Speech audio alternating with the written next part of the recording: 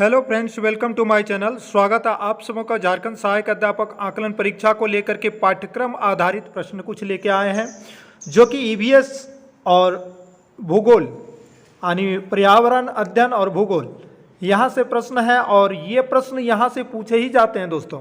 सवाल ये उठता है कि क्या हम आपकी जो है कंप्लीट तैयारी करा रहे हैं? नहीं दोस्तों, आपको जो है सिर्फ हम यहाँ पर प्रैक्टिस के लिए सेट दे रहे हैं। आपको करना क्या है दोस्तों, जो स्वयं मेहनत करता है वो सफलता के चरम सीमा तक पहुंच ही जाता है। तो आप करें क्या दोस्तों, आपको करना एक ही है। अगर चाहे आप 1 to 5 का तैयारी कर रहे हो या 6 to 8 का, आपको छठा से लेकर के 8वां तक का जो सरकारी विद्यालय में पुस्तक है ज्योग्राफी का, ये ईवीएस में काम करेगा और सोशल साइंस में एसएसटी में भी काम करेगा, सामान्य ज्ञान में भी काम करेगा। तो इसको अवश्य पढ़ें, यही मैं आपको सलाह दे सकता हूं। तो चलिए बिना देर किए हुए आपको यहां पर प्रश्न हम बता रहे हैं। तो आपके लिए पहला प्रश्न है, किस ग्रह को पृथ्वी के जुड़वा ग्रह के नाम से जाना जाता है? जुड़वा भाई आप जानते हैं दोस्तों, जुड़वा भाई का मतलब होता है कि लगभग आकार में समान, रूपरेखा में समान। तो पृथ्वी के समान शुक्र का आकार है, ठीक है, इसलिए जुड़वा ग्रह कहा जाता है। समझ गए बात। दूसरा प्रश्न है, सूर्य के दूसरा प्रश्न देखिए, सूर्य से सबसे नजदीक ग्रह कौन है? देखिए, सूर्य से सबसे नजदीक ग्रह ये सन है, सौरमंडल का मुखिया। उसके बाद बुध है, उसके बाद आपका यहाँ पे शुक्र है, उसके बाद पृथ्वी है, उसके बाद मंगल है, उसके बाद बृहस्पति है। और मंगल और बृहस्पति के बीच में यहाँ पर क्षुद्र ग्रह पट्टी है, ठीक है। उसके बाद शनि है, उसके बाद यूरेनस है, उसके बाद नेपच्यून है। ये 8 ग्रह है। प्लूटो को बोना ग्रह कहा जाता है। पहले 9 ग्रह थे, उसको हटा दिया गया। किसको? प्लूटो को, ठीक है ना, ये भी ध्यान रख लीजिएगा। तीसरा है, सभी ग्रह सूर्य के चारों ओर किस प्रकार के पथ पर चक्कर लगाते हैं? तो दीर्घवृत्ताकार। चूंकि सन है, सन के बाद यहाँ पर जो लगाते हैं ये चारों ओर लगाएंगे तो दीर्घवृत्ताकार हुआ ना भाई। चलिए चौथा क्वेश्चन है, ध्रुव तारे से किस दिशा का ज्ञान होता है? भाई ध्रुव तारा से उत्तर दिशा का ज्ञान प्राप्त करते हैं। जो पूर्वज लोग बताते थे, बचपन में आप लोगों को बताते थे कि देखो इधर उत्तर होता है।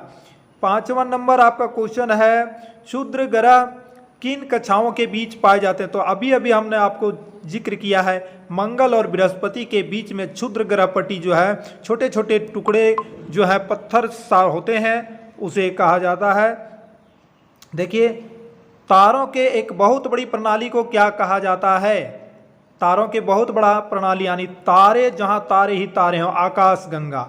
आकाश गंगा जिसको हम लोग मंदाकिनी भी कहते हैं। 7वां नंबर आपका प्रश्न है, ग्रहों के पास अपनी क्या नहीं होती? भाई तो ग्रह के पास ऊष्मा और प्रकाश। सही बात है, जब प्रकाश नहीं होता है ग्रह के पास अपना प्रकाश, वो सूर्य से ही प्रकाश प्राप्त करते हैं। तो जब प्रकाश नहीं होता है तो ऊष्मा कहाँ से होगा, ठीक है ना। तो ऊष्मा और प्रकाश नहीं होते हैं।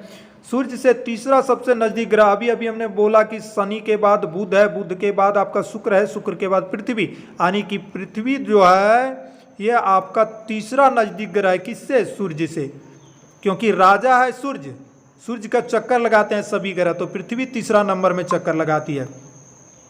9वां नंबर, पृथ्वी के सबसे करीब कौन है? तो पृथ्वी के सबसे करीब की बात करते हैं, ये सन हो गया। तो सबसे करीब यहाँ सन के करीब में बुध कहें, बुध के बाद शुक्र, शुक्र के बाद पृथ्वी। लेकिन आपको पूछा ये पृथ्वी जो यहाँ पर है, इस पृथ्वी के करीब कौन है? तो चंद्रमा है, ठीक है ना। सबसे करीब क्या है? चंद्रमा। देखिए, अब आप कह सकते हैं कि भैया कि ये सब टकराते क्यों नहीं है? टकराते इसलिए नहीं है क्योंकि ये अपने अपने अक्ष में घूमते हैं, अपने अपने अक्ष में घूमते हैं। चलिए अगला प्रश्न की ओर बढ़ते हैं। देखिए, ये प्रश्न आपका 10वां है और अंतिम प्रश्न भी है। सूर्य के चारों ओर चक्कर लगाने वाले पत्थरों के छोटे छोटे टुकड़ों को क्या कहा जाता है? देखिए, सूर्य के चारों ओर चक्कर लगाने वाले पत्थरों के छोटे छोटे टुकड़ों को, जो उल्का पिंड, जैसे आपको भोर भोर में देखते हैं उल्का पिंड गिरता है, वही उल्का पिंड है। सूर्य के चारों ओर छोटे छोटे पत्थर वाले टुकड़े, ठीक है ना। तो इस प्रकार से आपके 10 प्रश्न थे प्रैक्टिस के लिए। वीडियो को पसंद किए होंगे तो लाइक करें, शेयर करें, अनसब्सक्राइब करें। जय हिंद, वंदे मातरम।